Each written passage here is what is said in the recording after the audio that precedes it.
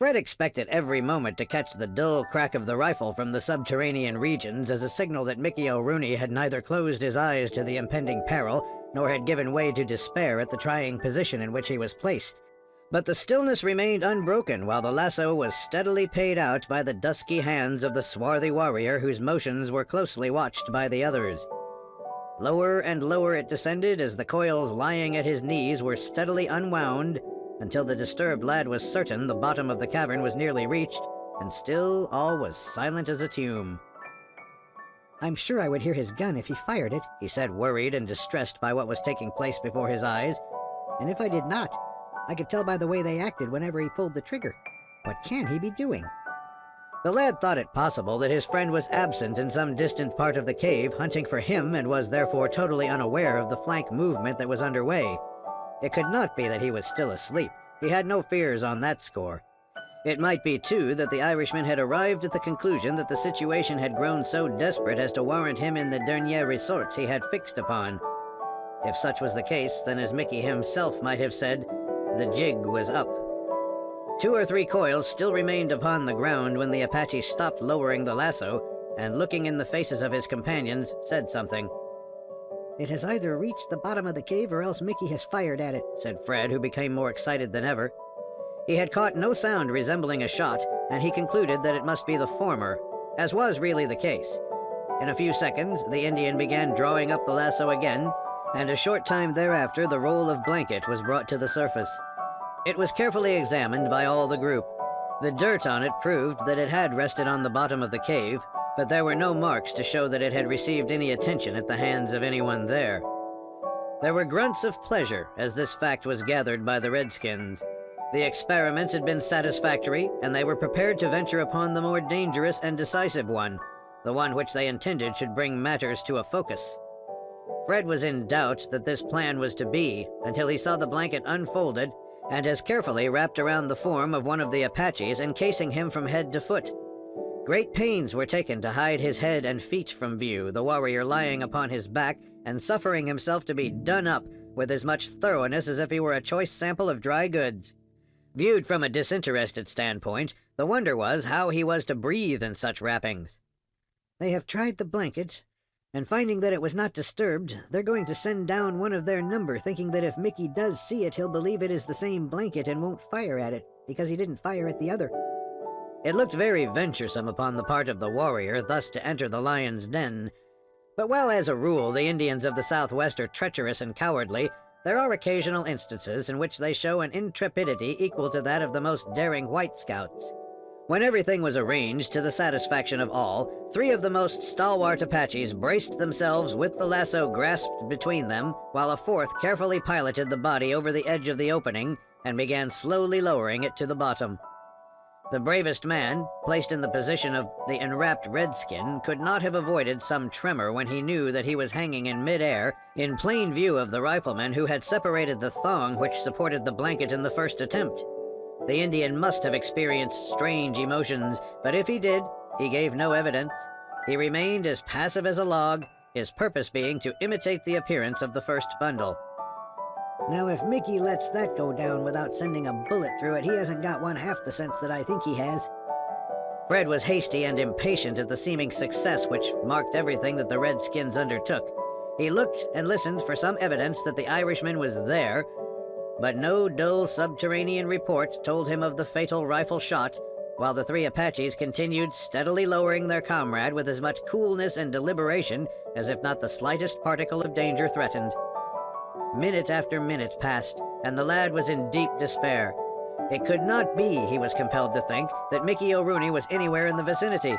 He must be a long distance away searching for his young friend, not knowing and perhaps not caring about the Apaches. He might consider that within the darkness of the cave they all had an equal advantage and he could hold his own against each and every one. There was no denying that the defender had a vast advantage over those who might come into his castle, provided he was really aware of their movements.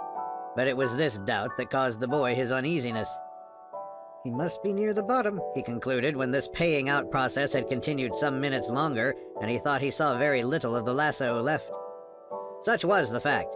Only a few seconds more passed when there was a general loosening up on the part of the Redskins, as in the case of men who have just finished a laborious job. They looked into each other's faces, and there were guttural exclamations as if they were congratulating themselves upon what had been accomplished. "And now, what next?" asked the disgusted watcher. "Good luck seems to go with everything they undertake, and I suppose they'll bring Mickey up by the heels." But such was not the sequel, and probably not the expectation of the Apaches. They had succeeded in planting a man in the breach, and their purpose was to follow him, as they speedily proved. The behavior of the group around the opening showed that the Indians were holding communication with their ally below, probably by a system of signals with the lasso, such as the man in the diving bell employs when below the surface. These, too, must have been satisfactory, for in a very brief time thereafter the decisive operations were taken up and continued. There was considerable of the lasso still left above the ground, more than Fred imagined, and this was secured about a jutting point in a rock near at hand. It was fixed so immovably that it could not fail. "I wonder if they mean to roll that thing in upon Mickey's head, or what is it?" They speedily showed what their intentions were. In less than a minute after the lasso was fastened, one of the Apaches caught hold of it and slid down through the opening so rapidly that it looked as if he had lost his hold and dropped out of sight. The second did precisely the same thing, and then a third, fourth, and fifth, until only one warrior was left above ground. "Oh, I hope he'll go," whispered Fred to himself, "and I can do something big." But the Apaches had evidently concluded that it would be an imprudent arrangement not to leave any of their friends on guard, not because they expected any interference from outside parties, but to provide against accident. If the lasso should fail them at a critical moment, they would be in a bad predicament, cut off from all means of getting out, as the skylight was the only avenue known to them, while if a comrade remained above, all such danger would be escaped. Their purpose had been to send the 5 warriors down into the cave to attend to the case of the parties there. The Redskins were now down below, and the whole thing was put in shape for operations to begin. All that remained was to find their man, and Fred could not tell what the prospects of success were in that direction, but he was almost ready to believe that they were all that the Indians could ask. The 6th Apache, who remained visible, took matters very comfortably. He stretched himself flat upon the ground with his head hanging almost in the opening so that he could catch every sound that came up from below. It was plain that he expected to be called upon to render important service, and he did not intend to let a signal escape him. The hour that succeeded made little change in the situation. The action of this redskin showed that he occasionally received and sent messages, most probably by the subterranean telegraph, but he shifted his position very little.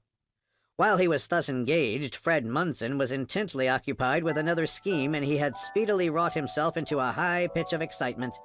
"I believe I can do it," he muttered more than once as he revolved the desperate scheme in his mind. But whatever his plan was, he waited in the hope that fortune would appear more propitious. When the Apache had sat thus for some time, he changed his position. He had been lying with his side toward the lad, but now he sat up with his back to him and as close to the edge of the opening as was prudent, while he held the lasso in his hand like the fisherman on the bank of a stream who patiently waits and is sensitive to the slightest nibbling at the other end of his line. He had scarcely settled himself in this position when Fred Munson changed his own. Rising from the ground where he had lain so long, he stepped over the ridge and advanced directly toward the redskin, who harbored no suspicion that there was any of his race in the neighborhood. The plan the lad had resolved upon required nerve, resolution, and quickness. He stepped as lightly as was consistent with speed until he had passed half the distance, when he began to slacken his gait and to proceed with greater caution than ever. All depended upon his ability to keep from being heard or detected. Of course, he had no wish to engage in a fight with one of these fierce warriors, but he was prepared even for that. His hand rested upon the hilt of his revolver so that he could whip it out at an instant's warning and discharge it, as he meant to do if necessary. It was while he was yet some distance from the redskin that Fred felt that his position was one of frightful peril. His foe had his rifle within easy reach, and if he turned too soon, he could pick off his young assailant before he should arrive within striking distance. But each moment raised the hopes of the lad. End of Chapter 5. Read by Thomas Rose.